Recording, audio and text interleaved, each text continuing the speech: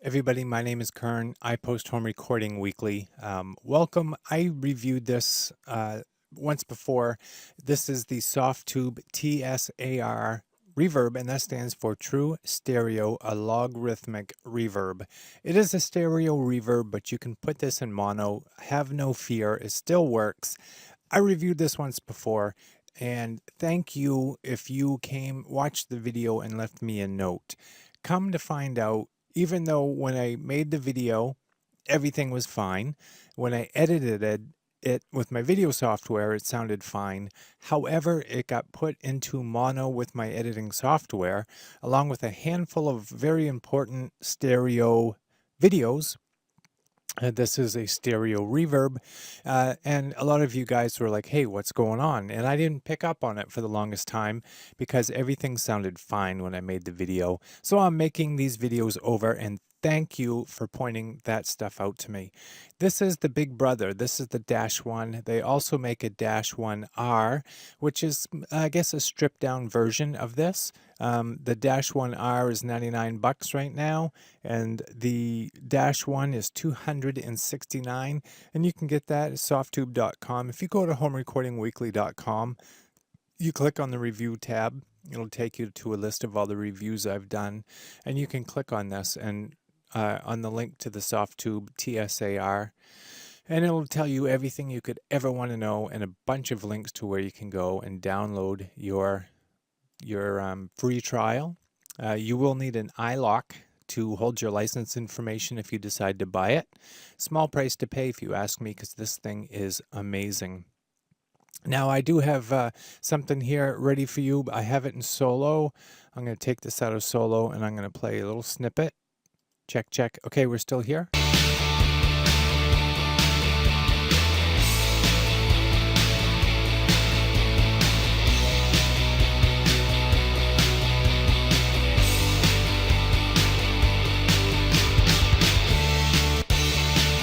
Okay, that was the loop. What I'm going to do now is put a few of these tracks in solo. I want to take the snare and show you what this reverb is all about. Now, please know, again, I have this bus track is stereo, and that's the way it should be. I can put it in mono if I want, but I don't want. I soloed my snare. I took a pre-fader send, and I sent it to this track where I have the TSAR-1. And this thing is awesome. You can fine-tune everything there is to know about a reverb. You can fine-tune it and get it just the way you want it. Now, this is awesome for voiceover. This is great for TV and commercial work, things like that. I'm giddy that I have this to record music with. A lot of these settings, I'm going to be honest with you, I probably would never alter. I'm learning more and more, like the pre-delay. I'm understanding that the pre-delay is what makes things look real. It's that first initial reflection that tells you how big the space is. And then you have early reflections over here and a bunch of different settings that we're going to go through. And then there's a high cut over here. It's a low pass filter. And there's a tone knob, density. These two knobs up here, the output volume and the reverb mix, we're going to get back to those in just a minute. They're very important. However, right now, I want to play this. Like I said, there's a dry snare going over to this reverb track, and I'm going to bring that in right now.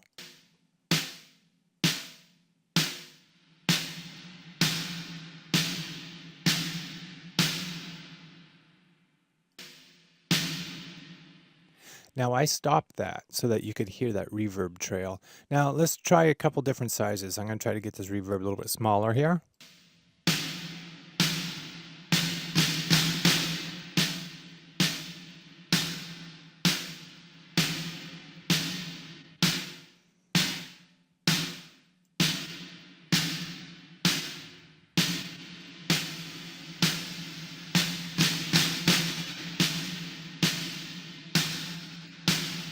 You see how this pre-delay gives you the sense of there's something in there that the sound is bouncing off and coming back to you, and it kind of defines the size of the space. Now when I move it, see how it got bigger? But this isn't a lesson in reverb. I just want you guys to hear how amazing, and I'm sending a mono source into this. It just gives it life and breath. Now, this is way too much than, a lot more than I would use. However, I have it set up in a bus track, right? So I can use the volume fader here to bring in as much of this as I want. However, I could also put this right on a track. I say I'm using this in parallel right now. I could also use it in series or in line, because up here you've got a mix knob. You can set this thing at 50%, and if you think about it, it's like using it in parallel like a bus track. So you don't need to understand bus tracks in order to use this. You can put this right on any track and dial in the exact amount you want. If you're using EQs that like compression and stuff, that'll make this quieter. There's also a makeup volume over here, or you can turn it down. I don't know why you'd want to turn it down. I guess the opposite is true. So let's go ahead and play with some of these settings and see what we come up with.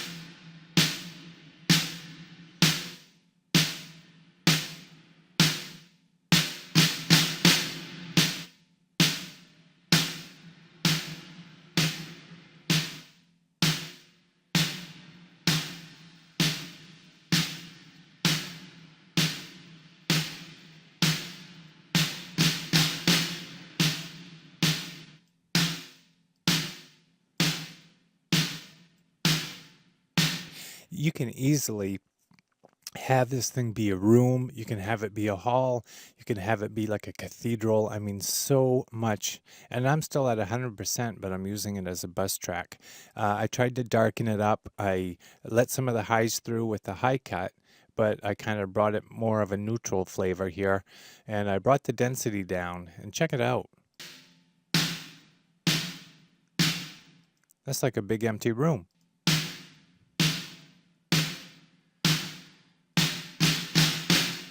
This thing is just so incredible, so awesome and immaculate what you can do. I mean, if you're a tweaker, this is for you. And you know what? This is a plugin, so everything is automatable. You can have this be a long, big cathedral, and then, as the reverb gets drier and drier, it hits you in the face, and you can automate all these parameters to make that happen. I'm going to bring up the little brother, the -1R, and show you what that is all about. As promised, this is the $99 stripped down version, the TSAR-1R. It's still a true stereo, a logarithmic reverb. Try saying that 5 times real fast. But it's so quick and easy to use. And I'm going to be honest, I use this one most of the time, unless I just can't get it to sound realistic, and then I'll bring the big brother up, and I'm so glad I have them both. If I'm in a hurry and I know I just want a simple room, I use this. Same setup as before. It's the same snare, and I have a pre-fader send going to this track. We're just going to play with these settings and see what we get. As you can see, the time, they have it labeled different. You have large hall all the way down to studio. The ones in between, it goes from a room to a bigger room to a hall up to a large hall. You have your pre-delay, which is, where the sound reflects off the walls and comes back at you to make it real. And you can increase the size of the room this reverb is in by using that pre-delay. And again, the all-important dry and wet knob and volume knobs. I mean, this all by itself for $99. Everybody should have one of these. It's amazing. Softube has just hit a home run. Let's check it out. Let's make it small. And then increase it in size here.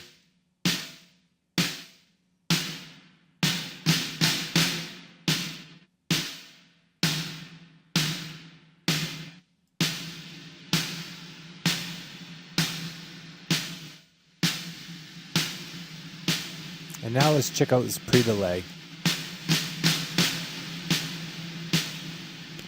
You see how that echo got louder? It started to get smaller and then got louder. That's that pre-delay coming back at you. That initial hit goes out from the source, hits the walls, imaginary walls, and then comes back to your ears. That's the pre-delay when that comes back.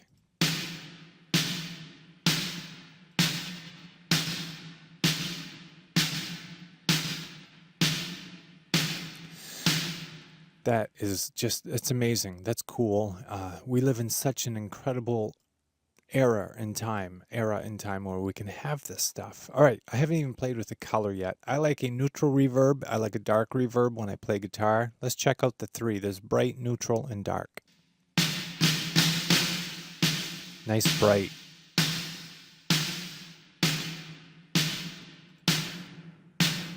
Ooh, that dark is cool too, huh?